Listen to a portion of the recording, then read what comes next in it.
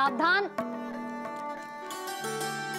इतनी अच्छी लगी तुझे बाबा की दीजिए माला, कि मुंह में ले लियो तूने? मुंह में लेने की वस्तु ना है लल्ला। जैसे यशोदा आपको एक मैया की तरह सीख दे रही है, मैं आपको बाबा की तरह शिक्षा कैसे दे पाऊंगा प्रभु?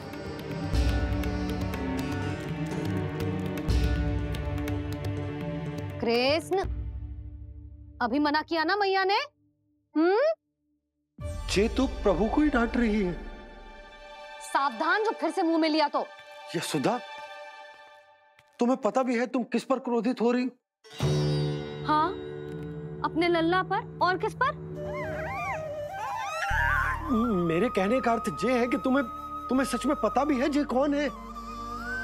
स्वयं प्रभु ने मुझसे कहा है किसी और प्राणी को इसके बारे में भनक तक नहीं लगनी चाहिए, और रानी यशोदा को तो बिल्कुल नहीं, और रानी यशोदा को तो बिल्कुल नहीं, और रानी यशोदा को तो बिल्कुल नहीं। यही कहना चाहते हो ना आप कि मैं गोकुल के राजकुमार को डांट रही हूँ? अरे पर मैया और बाबा का स्थान तो हर पद से ऊंचा होता है ना जी। माँ और बाबा को तो अधिकार होता है ना प्रेम करने का भी और भूल पर डांटने का भी। बस यही बात आपको समझनी है बाबा, फिर सब पहले जैसा हो जाएगा। मैं समझ तो हूँ पर ये विचार के ये केवल हमारा पुत्र ना है, ये स्वयं नारायण का अवतार भी है। इसे अपने मन से निकाल ना पा रहा हूं मैं। ओहो, आपको समझाना तो मैया को संभालने से भी अधिक कठिन है बाबा। लल्ला, अरे लल्ला। यशोदा जी, आपने हमें नामकरण के लिए ना बुलायो। कोई बात ना है, लेकिन ये तो बताओ कि लल्ला का नाम क्या रखो है? हाँ भाभी, बताओ ना। हाँ जीजी, अब और प्रतीक्षा ना हो रही हमसे। इसका नाम रखो है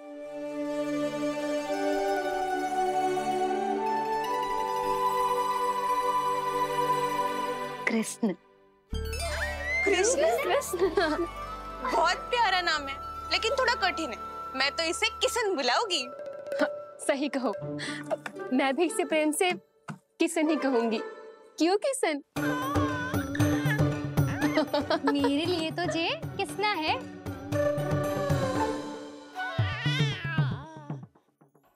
क्या कर रही हैं ये सब? बाबा, इन सब के लिए मैं केवल कृष्ण हूँ, भगवान नहीं। बस अब आप भी शीघ्र ही समझ जाओ ना ये। अरे तुम सब। हाँ, बुरा मुझे भी लग रहा है, जो सारी की सारी पहले ही दिन मेरे लल्ला का नाम बिगाड़ रही हैं। किंतु इसमें भी इन सब का प्रेम ही छुपा है, और हम सब तो प्रेम से भगवान को भी प्यारा सा नाम दे देते हैं, है ना? हाँ। सत्य तो ये है कि कृष्ण नाम बहुत अच्छा है, किंतु मैं भी अपने लल्ला को प्रेम का नाम देना चाहती हूँ। कान्हा बुलाऊंगी इसे, कान्हा बुलाऊंगी इसे, कान्हा बुलाऊंगी इसे।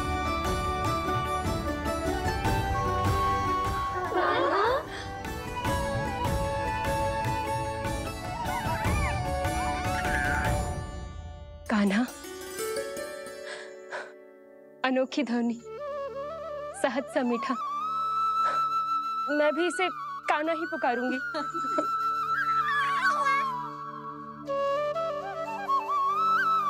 आप भी बुलाओ ना इसे। आप एक बार बुला कर तो देखो, झट से पलट कर देखेगा आपको ये हमारा नटखट कान्हा। प्रभु, ये सब आपका सत्य ना जानती, पर मैं जानता हूं। अब इस मुख से आपका नाम केवल भक्ति भाव से ही निकल सकता है, वात्सल्य भाव से ना। जी की लल्ला का भी तो नामकरण हुआ था ना अपने लल्ला के साथ। हाँ भाभी, क्या नाम रखा गया है इसका? हाँ, बताओ ना। हाँ भाभी, बोलो ना। बताओ ना जीजी। ना देखो, एक मैया से उसके लल्ला का नया नाम बताने का आनंद मैं ना छीन सकती। यदि तुम सबको कान्हा के दाऊ का नाम जानना है तो चलो सबके सब रोहिणी जीजी के पास। हाँ, सही कहो। मैं अभी आई। हाँ,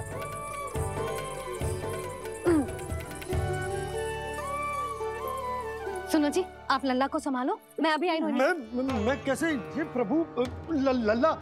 जी क्या मैं कर रहे हो? क्या हो गया आपको? मैं शीघ्र ही आ जाऊंगी। यशोदा, मुझसे दूर कब तक रहोगे बाबा?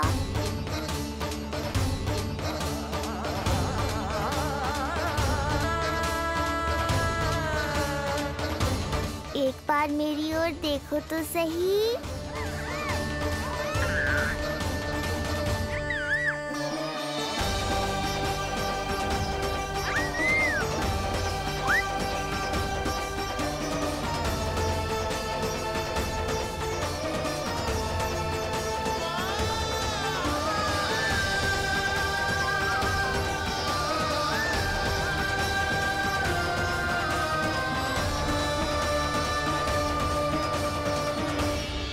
प्रभु, मुझे दुविधा में डालकर आप मुस्कुरा रहे हो। ये कैसी परीक्षा है?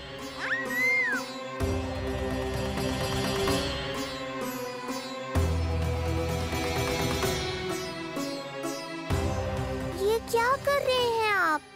पिता का स्थान पुत्र के चरणों में नहीं होता, पुत्र के सिर के ऊपर होता है उनका हाथ, उनका वरदहस्त। प्रभु, आप चाहते हो कि मैं आपका सत्य यशोदा को न बताऊं। यशोदा चाहती है कि मैं आपको लल्ला की तरह अपने गोद में उठाकर आपसे बातें करूं। मेरी आंखें चाहती हैं कि मैं आपको अपने इष्ट देव, अपने आराध्य के स्वरूप में देखूं। और मेरा हृदय चाहता है कि मैं आपको अपने पुत्र के स्वरूप में देखूं। अब आप ही बताओ प्रभु, अब मैं इस परिस्थिति में क्या करूं? मुझे कुछ समझ में ना आ रहा। आप ही का आश्रय है प्रभु। आप ही को सहायता करनी होगी। आप ही बताइए कि किस प्रकार एक भक्त अपने भगवान को अपने लल्ला के स्वरूप में देखे, उसे अपने हाथों में उठाए, उसे खिलाए, उसके साथ बातें करे, कैसे वो उसका लालन पालन करे अपने पुत्र के स्वरूप में। प्रभु, मुझे कुछ समझ में ना आ रहा। सहायता करो प्रभु। चिंता मत कीजिए बाबा, आपके सभी प्रश्नों का उत्तर शीघ्र ही मिलेगा आपको।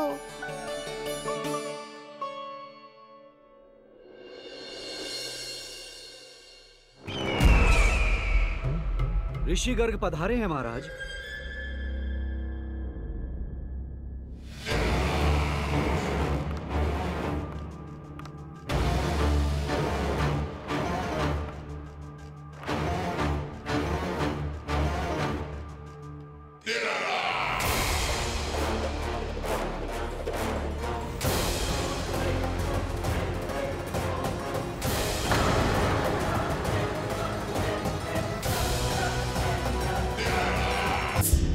तो महान मथुराधीश कंस के दरबार में ऐसे सम्मान होता है ऋषि मुनियों का? नहीं ऋषिवर, ये तो केवल एक उदाहरण है कि कैसे एक विष्णु भक्त का सम्मान नहीं किया जाना चाहिए। तब तो अच्छा ही है। मैं यहां तुमसे सम्मान की अभिलाषा लेकर नहीं आया हूं। मैं यहां देवकी और वसुदेव से भेंट की इच्छा लेकर आया हूं। क्यों? मेरे विरुद्ध कोई षड्यंत्र रचना चाहते हो? जो सदैव दूसरों के विरुद्ध षड्यंत्र करता है, उसका संपूर्ण जीवन इसी भ्रम में बीतता है कि सारा संसार उसके लिए षड्यंत्र कर रहा है, परंतु अन्य व्यक्तियों के पास इससे भी अत्यधिक महत्वपूर्ण कार्य होते हैं करने के लिए। यह महत्वपूर्ण कार्य करने की आपकी यह इच्छा इस दरबार में पूर्ण नहीं होगी ऋषिवर।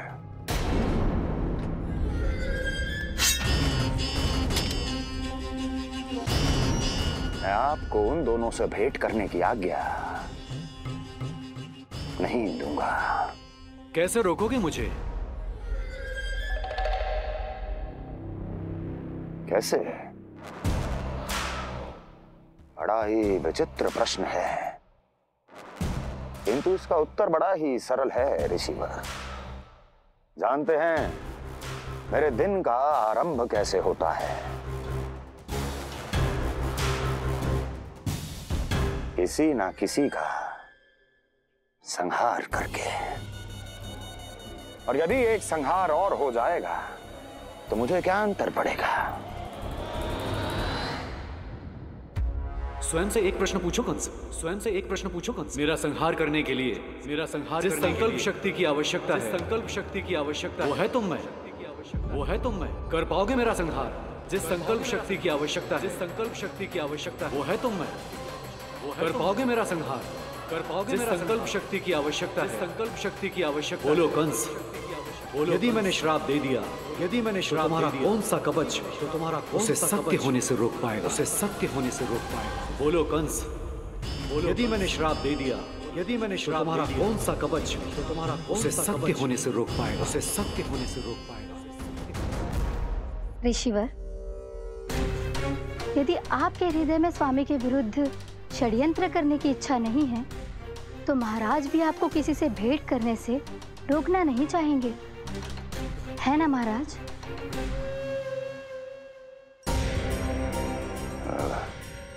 हाँ, आप उन दोनों से भेंट कर सकते हैं।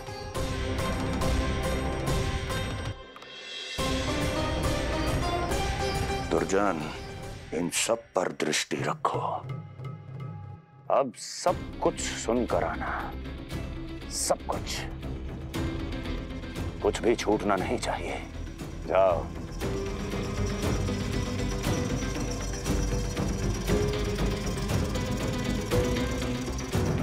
लगता है प्राप्ति राजकार्य सीख रही है मुझसे।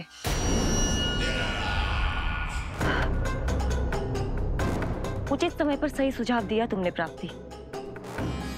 अब आसानी से पता लग जाएगा कि ऋषिगर के यहाँ आने का वास्तविक कारण क्या है महाराज।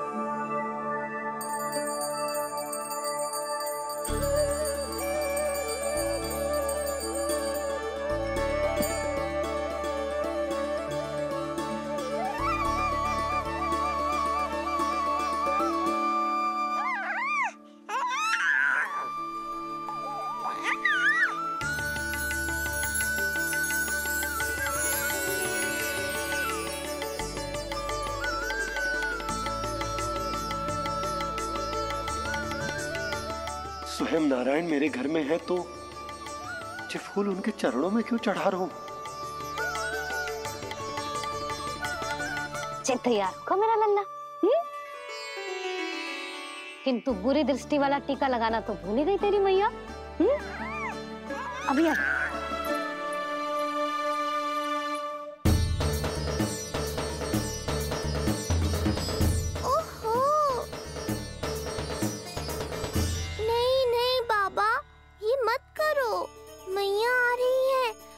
पता चल जाएगा।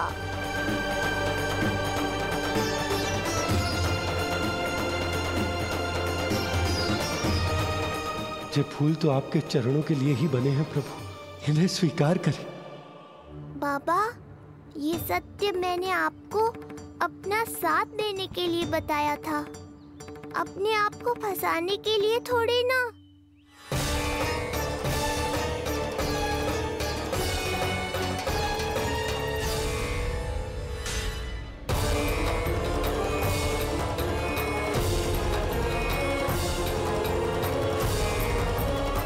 नारायण नारायण। प्रणाम पंडित जी। नंदराज जी, रानी जी, बिटिया के पांव भारी थे ना, तो सेलिवाने समधियाने चला गया था। वहां कुछ अधिक ही समय लग गए। आज वापस आया तो पता चलो कि स्वयं गर्ग ऋषि ने लल्ला का नाम रखो है, सो मिलने चला है। क्या नाम मिलो है इसे? उन्होंने लल्ला का नाम कृष्ण रखो है। उन्होंने लल्ला का नाम कृष्ण रखो है।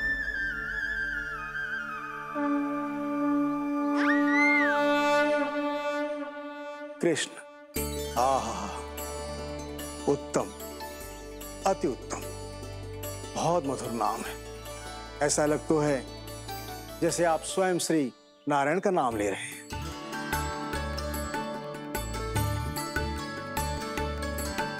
स्थिति को और गंभीर मत बनाओ पंडित जी। आपको तो बाबा के प्रश्नों का उत्तर देना है। एक बार मेरी ओर देख लो, आपको स्वयं ही पता चल जाएगा कि आपको इस समस्या को मत बनाओ पंडित जी। आपको तो बाबा के प्रश्नों का उत्तर देना है। एक बार मेरी ओर देख लो, आपको स्वयं ही पता चल जाएगा कि आपको इस समस्या को कैसे सुलझाना है।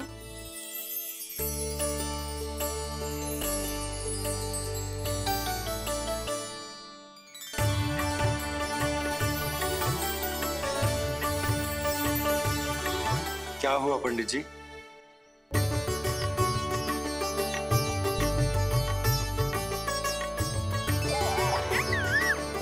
बधाई हो लल्ला, इतना प्यारा नाम मिलो है तुम्हें। नंदराज जी, जब भी मैं लल्ला को देखता हूं तो मुझे भगवान श्री राम की झलक दिखाई देती है। क्यों ना दिखाई देगी, उन्हीं के तो अगले अवतार हैं ये। कभी कभी तो मन में विचार आता है कि एक वो भी समय था जब भगवान इस धरती पर अवतार लेते थे और हम मानव के बीच में घूमते फिरते खाते पीते थे और अपनी लीला दिखाते थे। मुझे तो लगता है पंडित जी कि कितने भाग्यवान थे महाराज जनक और महारानी सुनैना। उन्होंने माता सीता को जन्म न दियो और महारानी कैकई जिन्होंने प्रभु राम को जन्म न दियो, फिर भी उनके पालन पोषण का सौभाग्य प्राप्त हुआ उन्हें। कल्पना करो पंडित जी, कितने पुण्य अर्जित किए होंगे उन्होंने पिछले जन्म में। कितनी तपस्या की होगी कि जिनकी गोद में सारा संसार है वो श्री नारायण और माता लक्ष्मी उनकी गोद में खेले।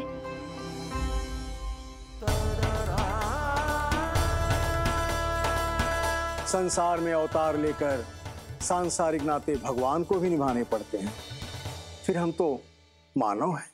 संसार में अवतार लेकर सांसारिक नाते भगवान को भी निभाने पड़ते हैं, फिर हम तो मानव हैं।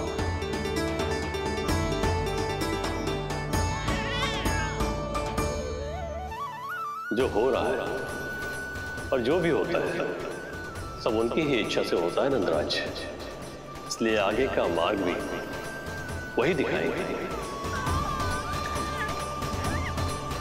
तो आपने मुझे मेरे प्रश्नों के उत्तर दिला ही दिए।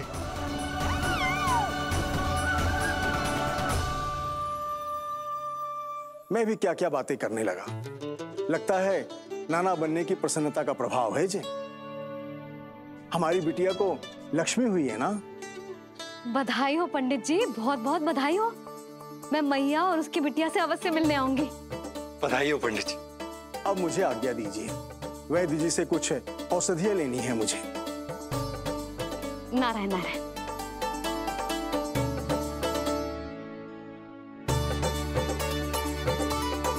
आजा लल्ला, आजा।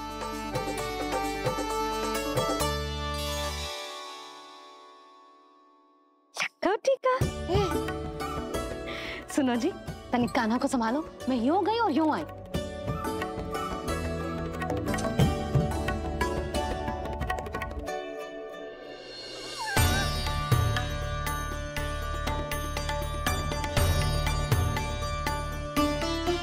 क्या हुआ? मैं देख रही हूँ नामकरण के बाद से एक बार भी आपने कान्हा को गोद में ना लिया है। सब ठीक है ना? हाँ, सब ठीक है। अब सब ठीक है। लो मेरा लल्ला।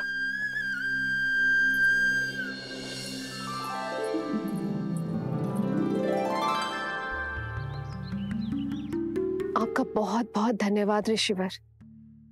यादवों का कुलगुरु होने के नाते ये तो मेरा कर्तव्य था पुत्री। मुझे क्षमा कर दे लल्ला। कुछ समय के लिए मैं अपने कर्तव्य से भटक गया था। सब कुछ पूरे विधि विधान से संपन्न हुआ है।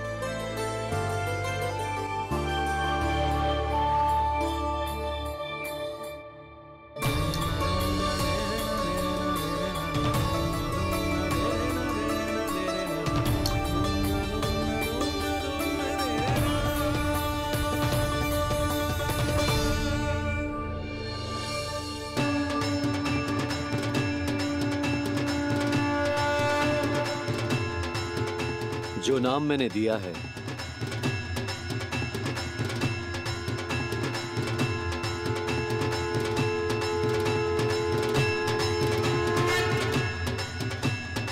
आप मुझे क्षमा कर दो बाबा, मैंने आपको इतनी दुविधा में डाल दिया।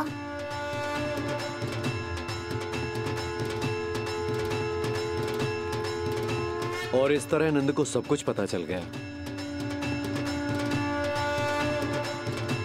आप दोनों चिंता मत करिए, सब ठीक है। अब मैं आपके 6 पुत्रों का श्राद्ध कर्म करूंगा।